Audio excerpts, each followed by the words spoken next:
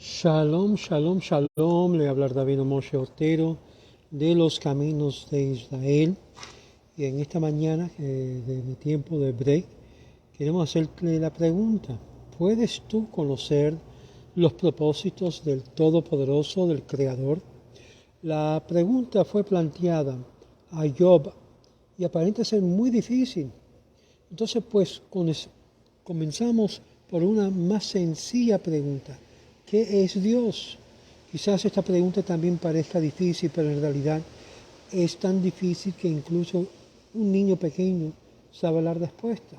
¿Qué es Dios? Dios es una palabra con un gran significado, incluso con un muy profundo significado. Pero aún así, simplemente dicha, Dios es una palabra. Por el otro lado, una palabra es más que solamente una reunión de sonidos o pronunciación casual. Detrás de cada palabra hay un objeto, designado por ella una idea o un concepto. Entonces, cuando decimos la palabra Dios, estamos refiriéndonos a algo, a una realidad. Pero, ¿qué exactamente es esta realidad? ¿Qué es lo que intentamos de expresar cuando pronunciamos la palabra Dios? Existen varias palabras de difícil comprensión. Si examinémonos con mayor profundidad su significado, por ejemplo, analicemos la palabra nada. Nada también es una palabra, pero ¿qué es la nada? ¿A qué se parece? ¿Qué es lo que se ve cuando trata de imaginarte la nada? ¿Es negra? Pero entonces, si es negra, no puede ser nada, sino la oscuridad. Nada es lo que ves detrás de tu cabeza. Pues mira, pues, sin voltearte, ¿qué es lo que ves detrás de tu cabeza? Nada. Ahora, ¿qué sabemos de lo que se asemeja a la nada? Podemos formular una otra pregunta: ¿acaso existe la nada? ¿Realmente hay algo tal como la nada? Si no es así, de la nada no es algo. Entonces no podemos realmente decir que existe, no al menos como generalmente pensamos acerca de la existencia. ¿Existe la nada? El sentido común nos dice que sí. Después de todo, antes que hubiera algo, estaba la nada. Antes de que Dios creara el universo, no había nada. Es decir, nada excepto Dios. Es muy difícil imaginarse la nada, pero Dios es aún más difícil de imaginar, aún más difícil de describir. Y en el trabajo clásico de las fuentes esotéricas hay una cita del profeta Elías en la cual le dice a Dios: ningún pensamiento te puede comprender en lo absoluto. El gran líder hasídico también explica esta idea. Él escribe: la mente humana no está construido o equipado para comprender a Dios, así como tú no puedes sostener un pensamiento en tu mano física. Del mismo modo, no puedes comprender a Dios con tu mente.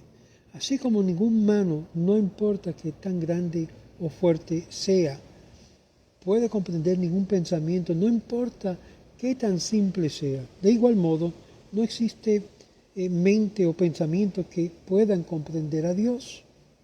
Entonces, ¿qué se puede hacer con un concepto que está más allá de tu comprensión? ¿Qué haces con algo tan trascendental, tan remoto de nuestra imaginación que la mente ni siquiera pueda concebirlo o concebir? Antes que la nada le das el nombre. Trata de imaginar cómo te afecta. Trata de establecer algún tipo de relación con ella, y eso fue lo que el hombre hizo con Dios. Y así es como el hombre creó a Dios. Es interesante que en el principio dice Bereshit bara Elohim, que en sí el principio fue que creó a Dios, que hizo los cielos y la tierra. Nosotros no podemos siquiera empezar de imaginarnos a Dios, porque si le hablamos o le alabamos y le rezamos, sabemos que Dios posee una relación con el mundo, con el cual continúa sosteniendo y sustentándolos. Entonces inventamos una palabra a la cual dominamos Dios. Creamos conceptos y decimos que este es Dios, pero el verdadero Dios, el verdadero Creador, el Ser infinito, está tan lejos del alcance de nuestro intelecto que no podemos siquiera comenzar a conocerlo, no lo podemos siquiera dar un nombre. La Biblia comienza con las palabras Bereshit bara Elohim et hashamayim va'et haaretz. En el principio, Dios creó los cielos y la tierra. El original hebreo de la palabra Dios es la tercera palabra tras el término de Bereshit. En el principio, y bara creó. En la fuente esotérica plantea una pregunta muy profunda sobre este primer versículo de la Torá. ¿Por qué no comienza diciendo que Dios creó los cielos y la tierra en el principio? Y después de todo, Dios es el concepto más importante de la Torá. ¿Por qué no está Él mencionado primeramente? Y la fuente esotérica responde que hasta que no hubo un principio, una creación, el nombre de Dios no podía ser usado, ya que no existirá nada de la nada a la cual pudiese ser relacionado, nada que la mente humana alcanzara a comprender, y la creación es para los hombres como una manecilla con la cual se sujetar. Sin ella no puede haber una concepción de Dios, ni tampoco un nombre. Este concepto se encuentra en la canción popular de Adon Olam, que cantamos. Adon Olam Hashem alak beterem ko yitzir nivra leetz nasa bejefetz ko azay melech shemo nikra. Maestro del universo, quien reinó antes de algo fuese creado, en el momento que todo fue creado a través de su voluntad, entonces se le fue dado el nombre Rey.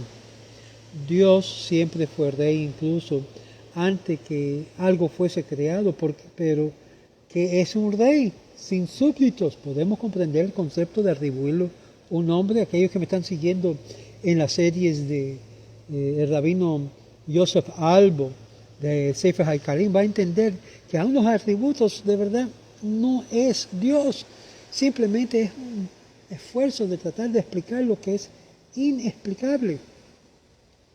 Y de esta manera, antes del universo fuese creado, Dios era de hecho Rey, pero no podía ser llamado Rey hasta que la creación tuvo lugar y hasta que Él tuvo súbditos. Dios existió antes del universo y mucho antes del primer hombre que comenzara a utilizar su mente. Pero el hombre creó el concepto, inventó una palabra y un nombre indeble e intento de alcanzar lo inalcanzable, de comprender lo incomprensible y sondear lo impenetrable.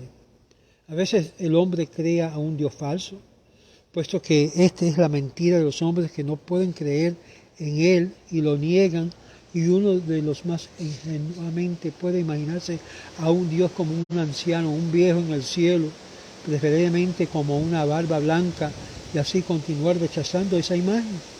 O quizás lo pintan como un hombre que estuvo andando en la tierra, pero antes de que un hombre niegue a Dios primero, debe tener claro qué clase de Dios es el que reniega, qué tipo de Dios Él ha creado para sí y cuál no puede creer.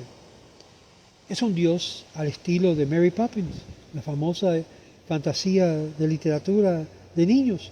En una hada madrina, una mágica que se convertiría al mundo en el perfecto noche a la mañana. Un hombre tiene toda la razón de negar a Dios cuando observa todo el mal que hay en el mundo. Y quizás su Dios es un defensor de los derechos humanos, un liberal apasionado, un fiel conservador, un hombre hecho carne. Y dichoso Dios, cuando falla de cumplir con su propósito a la hora indicada, también se merece ser negado. Como dice el profeta Jeremías, maldito aquellos que ponen su fe en el Hijo del Hombre.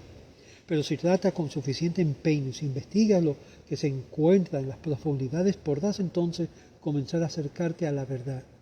Puedes crear un Dios verosímil en la cual podrás confiar y sondear las profundidades de la existencia y planetea las preguntas fundamentales. ¿Por qué existe el universo? ¿Por qué existe el hombre? ¿Por qué hay un propósito en la vida? Si encuentras a Dios en las respuestas a estos interrogantes, habrías descubierto el Dios que tus antepasados crearon, el Dios de Abraham, el Dios de Isaac, el Dios de Jacob. Pero si no puedes hallar a Dios de esta forma, el Dios creado por tus ancestros está desprovisto de significado para ti.